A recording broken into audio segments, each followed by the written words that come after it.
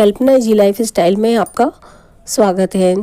जैसा आप सभी अध्यापकों को अवगत है कि निष्ठा प्रशिक्षण प्रदेश में 16 अक्टूबर 2020 से दीक्षा पोर्टल के माध्यम से शुरू किए गए हैं। ये प्रशिक्षण 16 अक्टूबर से 15 जनवरी 2021 तक चलेंगे। 1 से 18 तक मॉड्यूल का प्रशिक्षण हमें कंप्लीट करना है। जिन अध्यापकों ने मॉड्यूल 13, 14, 15 का प्रशिक्षण कंप्लीट कर लिया है वो अपना स्व मूल्यांकन कर सकते हैं। हमने तीनों मॉड्यूलों से क्या क्या सीखा, कितना सीखा, ये सब हम बहुविकल्पीय प्रश्नों के प्रश्नोत्तरी के उत्तर दे करके स्व मूल्यांकन कर सकते हैं। सभी शिक्षक इन प्रश्नावली के माध्यम से अपना स्व मूल्यांकन कर सकते हैं। चलते हैं प्रश्नों की तरफ। अगर आप चाहते हैं कि बेसिक से संबंधित सभी जानकारी व प्रश्नोत्तरी हमें एक ही प्लेटफॉर्म पर मिलती रहे तो आप चैनल को सब्सक्राइब जरूर करें और अपने दोस्तों में शेयर भी करें। पहला प्रश्न है, विद्यालय के स्टाफ के साथ दल अधिगम की प्रक्रिया का समेकन करने के लिए उचित अवसर क्या है? खेल का मैदान, कक्षा कक्ष, रसोई घर, स्टाफ मीटिंग। इसमें 4 ऑप्शन दिए गए हैं, उसमें से चौथा ऑप्शन सही है, स्टाफ मीटिंग। अगला क्वेश्चन है, विद्यालय नेतृत्व का सीधा प्रभाव छात्र अधिगम पर पड़ता है। इसका अर्थ है, पहला ऑप्शन है विद्यालय का चक्कर लगाना, दूसरा ऑप्शन है विद्यालय प्रमुख द्वारा कक्षा में शिक्षण अधिगम प्रक्रिया में सम्मिलित होना, तीसरा है अकस्मात छात्रों की नोटबुक का निरीक्षण करना, चौथा ऑप्शन है अध्यापकों को नए शिक्षण तरीकों का प्रयोग करने में सहायता करना। इसका सेकंड ऑप्शन एकदम सही है, विद्यालय प्रमुख द्वारा कक्षा में शिक्षण अधिगम प्रक्रिया में सम्मिलित होना। अगला क्वेश्चन है, विद्यालय विकास योजना किसके लिए उपयोगी नहीं है? विद्यालय का विजन निर्मित करने में, दूसरा है विद्यालय से संबंधित क्षेत्रों का आकलन करने में, तीसरा है विद्यालय में उपलब्ध संसाधनों का आकलन करने में, चौथा है केवल प्रशासनिक उद्देश्यों के लिए। इसका चौथा ऑप्शन बिल्कुल सही है, केवल प्रशासनिक उद्देश्यों के लिए। अगला क्वेश्चन है, इनमें से कौन सा विकल्प सक्रिय अधिगम नहीं है? पहला ऑप्शन सक्रिय अधिगम एक दूसरे से सीखने को प्रेरित करता है, दूसरा सक्रिय अधिगम व्यक्तिगत सोच को प्रोत्साहित नहीं करता है, तीसरा है सक्रिय अधिगम विश्लेषणात्मक सोच पर जोर देता है, चौथा है सक्रिय अधिगम में अध्यापक सुगम करता होता है। इसका सेकेंड ऑप्शन एकदम सही है, सक्रिय अधिगम व्यक्तिगत सोच को प्रोत्साहित नहीं करता है। अगला क्वेश्चन है, विद्यालय में अधिगम संस्कृति विकसित करने की संकल्पना को इनमें से कौन सा विकल्प सुपरिभाषित कर सकता है? पहला है अधिगम प्रतिफल, दूसरा है विद्यालय विकास योजना, तीसरा है साझा दृष्टिकोण का निर्माण करना, चौथा है दल अधिगम। इसका फोर्थ ऑप्शन सही है, दल अधिगम। अगला क्वेश्चन है, इनमें से कौन से अकादमिक नेतृत्व के मुख्य अवयव नहीं हैं? पहला है सक्रिय अधिगम, दूसरा है शिक्षण शास्त्र विषय वस्तु का ज्ञान, तीसरा है अकादमिक पर्यवेक्षण, चौथा है प्रशासनिक नियमों एवं विनियमों की समझ और अदर। इसका फोर्थ ऑप्शन एकदम सही है, प्रशासनिक नियमों एवं विनियमों की समझ। अगला क्वेश्चन है, शिक्षण शास्त्र विषय वस्तु ज्ञान की संकल्पना में निम्न में से कौन सा बिंदु सहायक नहीं है?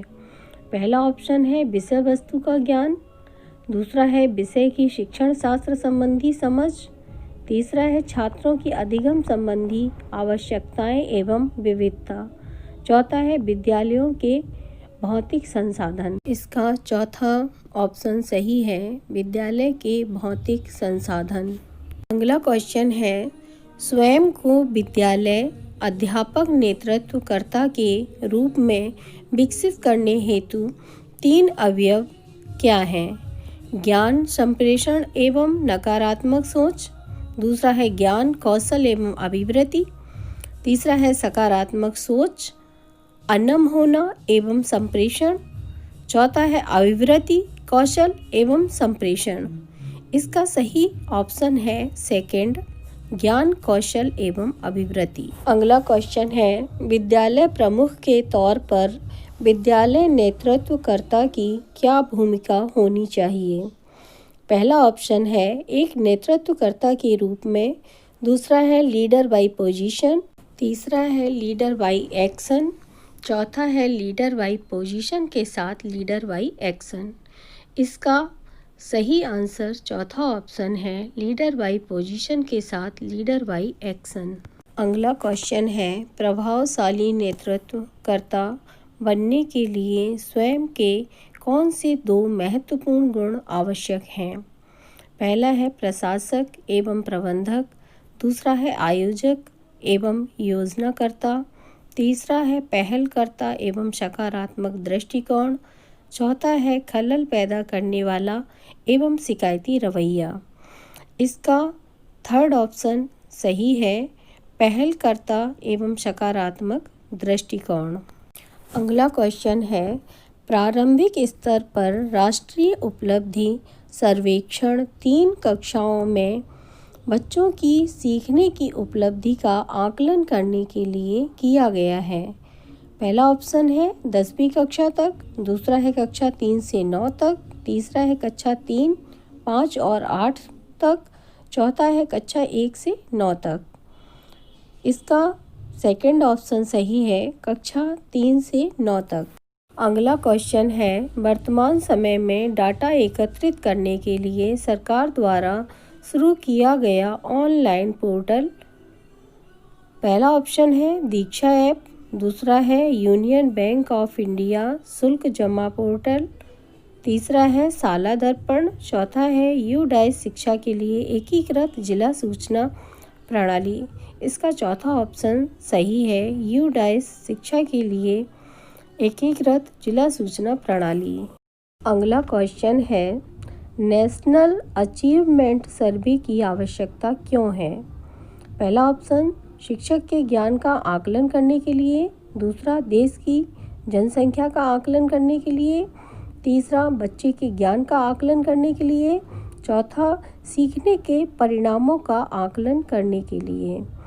इसका चौथा ऑप्शन सही है, सीखने के परिणामों का आकलन करने के लिए। अगला क्वेश्चन है, समग्र शिक्षा किन वर्गों में शामिल है? पहला ऑप्शन कक्षा 1 से 12वीं तक, दूसरा ऑप्शन पूर्व विद्यालय से 12वीं तक, तीसरा कक्षा 1 से 10 तक, चौथा कक्षा 1 से 7 तक। इसका सही आंसर है सेकंड, पूर्व विद्यालय से 12वीं तक। अगला क्वेश्चन है, राज्यों और संघ राज्य क्षेत्रों में समग्र शिक्षा की कार्यान्वयन संस्था कौन सी है? पहली है राज्य का वित्त विभाग, दूसरा राज्य का खजाना, तीसरा राज्य परियोजना निदेशक का कार्यालय, चौथा राज्य क्रियान्वयन समिति। इसका चौथा ऑप्शन सही है, राज्य क्रियान्वयन समिति। अगला क्वेश्चन है, समग्र शिक्षा एक एकीकृत योजना है जिसमें सरकार की 3 पूर्ववर्ती प्रायोजित योजनाएं हैं। पहली सर्व शिक्षा अभियान, दूसरा राष्ट्रीय मध्यम शिक्षा अभियान, तीसरा शिक्षक शिक्षा। दूसरा ऑप्शन है सर्व शिक्षा अभियान, राष्ट्रीय स्वयंसेवक शिक्षा अभियान, शिक्षक शिक्षा। तीसरा ऑप्शन है सर्व शिक्षा अभियान, राष्ट्रीय माध्यमिक शिक्षा अभियान, मिड डे मील। चौथा ऑप्शन है सर्व शिक्षा अभियान, राष्ट्रीय स्वयंसेवक शिक्षा अभियान, मध्याह्न भोजन। इसका पहला ऑप्शन सही है, नंबर 1 सर्व शिक्षा अभियान, दूसरा राष्ट्रीय मध्यम शिक्षा अभियान, तीसरा शिक्षक शिक्षा। अगला क्वेश्चन है, निम्नलिखित में से कौन सा भारत में समावेशी शिक्षा के इतिहास में एक मील का पत्थर है? पहला है national means cum merit scholarship 2008। दूसरा है एकलव्य मॉडल आवासीय विद्यालय 1998। तीसरा है राष्ट्रीय माध्यमिक शिक्षा अभियान 2009। चौथा ऑप्शन है सर्व शिक्षा अभियान 2000। इसका चौथा ऑप्शन सही है, सर्व शिक्षा अभियान 2000। अगला क्वेश्चन है, समग्र शिक्षा योजना के मुख्य घटक एक पूर्व विद्यालय शिक्षा, दूसरा समावेशी शिक्षा को बढ़ावा देना, तीसरा पढ़े भारत बड़े भारत, चौथा आत्मरक्षा प्रशिक्षण, पांचवा खेलो इंडिया, छठवां स्वच्छ भारत अभियान। इसके ऑप्शन है 1 2 3 4 5, सेकंड है 2 3 4 5 6, थर्ड है 1 3 4 5 6, फोर्थ है 1 2 4 5 6। इसका सही ऑप्शन है पहला ऑप्शन 1 2 3 4 5। अगला क्वेश्चन है, स्कूल शिक्षा से संबंधित सभी जानकारी प्रदान करने हेतु देश भर के 15 लाख स्कूलों को जोड़ने के लिए शिक्षा मंत्रालय द्वारा शुरू किया गया पोर्टल। पहला है सगुन पोर्टल, दूसरा है कार्तवीर पोर्टल, तीसरा है जिज्ञासु पोर्टल, चौथा है दीक्षा पोर्टल। इसका पहला ऑप्शन सही है, सगुन पोर्टल। अगला क्वेश्चन है, निम्नलिखित में से कौन सा दोपहर का भोजन योजना का दृष्टिकोण नहीं है? विद्यालय पोषण उद्यान, खाना पकाने की प्रतियोगिता, तिथि भोजन, अतिथि भोजन। इसका चौथा ऑप्शन सही है, अतिथि भोजन। अगला क्वेश्चन है, संज्ञानात्मक विकास के एक उप आयाम के रूप में मैथमेटिकल थिंकिंग में शामिल है कथावाचन, खेलना, आकार और स्थान की समझ, उछलना कूदना। इसका थर्ड ऑप्शन सही है, आकार और स्थान की समझ। अगला क्वेश्चन है, खाली स्थान कक्षा के भीतर के क्षेत्र हैं जहां बच्चों को विकास के एक विशिष्ट आयाम है से संबंधित सामग्री मिलती है। पहला ऑप्शन है देखभाल केंद्र, संगीत केंद्र, अध्ययन केंद्र और लर्निंग सेंटर। इसका चौथा ऑप्शन सही है, लर्निंग सेंटर। अगला क्वेश्चन है, पूर्व प्राथमिक केंद्र आने वाले छोटे बच्चों के लिए आयु समूह क्या है? पहला ऑप्शन है 2 से 3 साल, दूसरा ऑप्शन है 3 से 6 साल, तीसरा ऑप्शन है 4 से 5 साल, चौथा ऑप्शन है 3 से 4 साल। इसका सेकंड ऑप्शन सही है, 3 से 6 साल। अगला क्वेश्चन है, खाली स्थान मान्यता है कि भाषा शब्द शब्दांश तुकांत और ध्वनियों से बनी है। पहला ऑप्शन है ध्वनि जागरूकता, दूसरा है प्रिंट जागरूकता, तीसरा है इनमें से कोई नहीं, चौथा है मौखिक भाषा का विकास। इसमें पहला ऑप्शन सही है, ध्वनि जागरूकता। अगला क्वेश्चन है, पूर्व प्राथमिक शिक्षा वर्षों के दौरान मूल्यांकन सुनिश्चित करने में मदद करता है। पहला ऑप्शन है विकासात्मक देरी की प्रारंभिक पहचान, दूसरा है उपरोक्त सभी विशेष शैक्षिक आवश्यकताएं, चौथा ऑप्शन है संभावित क्षमताएं। इसका सेकंड ऑप्शन सही है, उपरोक्त सभी। अगला क्वेश्चन है, छोटे बच्चों के खेलने के अवलोकन और आकलन के लिए निम्नलिखित तकनीकी की आवश्यकता होती है। पहला ऑप्शन है चेक लिस्ट, दूसरा है ऊपर के सभी, तीसरा है पोर्टफोलियो, चौथा है रेटिंग स्केल। इसका सेकंड ऑप्शन सही है, ऊपर के सभी। अगला क्वेश्चन है, निम्नलिखित में से कौन सा घटक तत्व संयोजन लिंकेज स्थापित करने के लिए है? पहला ऑप्शन है उपरोक्त सभी, स्थानीय कार्यक्रम के अनुसार प्रबंध। पहला ऑप्शन सही है, उपरोक्त सभी। अगला क्वेश्चन है, पूर्व प्राथमिक शिक्षा कार्यक्रम प्रशिक्षण में शामिल होना चाहिए। पहला ऑप्शन है पूर्व प्राथमिक और ग्रेड 1 शिक्षक, दूसरा है पूर्व प्राथमिक और सभी प्राथमिक शिक्षक, तीसरा ऑप्शन है पूर्व प्राथमिक और ग्रेड 1 और 2 के शिक्षक, चौथा ऑप्शन है केवल पूर्व प्राथमिक शिक्षक को। इसका तीसरा ऑप्शन सही है, पूर्व प्राथमिक और ग्रेड 1 और 2 के शिक्षक। अगला क्वेश्चन है, हम पूर्व प्राथमिक केंद्र में बच्चों को सीखने के लिए प्रोत्साहित करते हैं। पहला ऑप्शन है केवल खिलौने, दूसरा है एक्टिविटी वर्कशीट, तीसरा है टेबल और कुर्सी पर बैठकर काम, चौथा है विकास हेतु खेल एवं आयु आधारित उपयुक्त गतिविधियां और सामग्री। इसका चौथा ऑप्शन सही है, विकास हेतु खेल एवं आयु आधारित उपयुक्त गतिविधियां और सामग्री।